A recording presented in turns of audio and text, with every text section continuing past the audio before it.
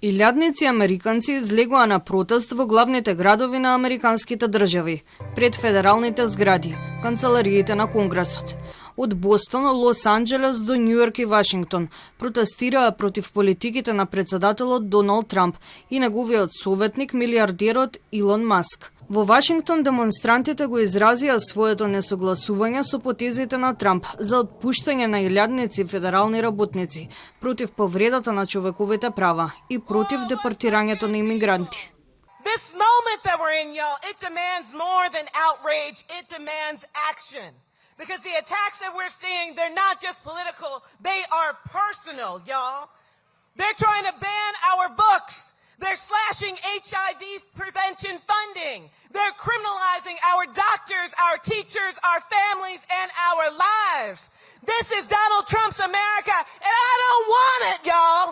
We don't want this America, y'all. We want the America we deserve, where dignity, safety, and freedom belong not to some of us, but to all of us, y'all. Под слоганот "Тргнете ги рацете", американците се спротивставија на чекорите на администрацијата на Трамп, за која сметаат дека е во корист на богатите. Their movement is run by fear, trying to push us against one another. They would have our people believe that the reasons we can't afford rent, the reason we can't afford health care, the reason we can't afford groceries is because of other people in our own communities. Yes, we know that this system is rigged and the status quo doesn't work for Americans, but it's not rigged against the billionaires, it's rigged for the billionaires and for the corporations. Додека се протестираше на улиците низ разни делови во Америка, поранешниот американски председател Барак Обама ги поддржа демонстрантите и ги повика да ги бранат загрозените идеали на нивната земја. Зборуваше пред студентите на коледжот за уметност Хамилтон во Њујорк. It is up to all of us to fix this. It's not going to be because somebody comes and saves you.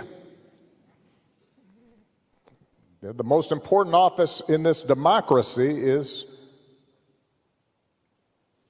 the citizen, the ordinary person who says, no, that's not right. Додека илјадници луѓе ги преплавија улиците низ градовите на најголемите протести откако Трамп ја презеде функцијата. Тој пристигна на Флорида на својот терен за голф за да присуствува на надпревар од клупското првенство за сениори. Носеше црвена мага капа и бела поло мајца и читаше весник.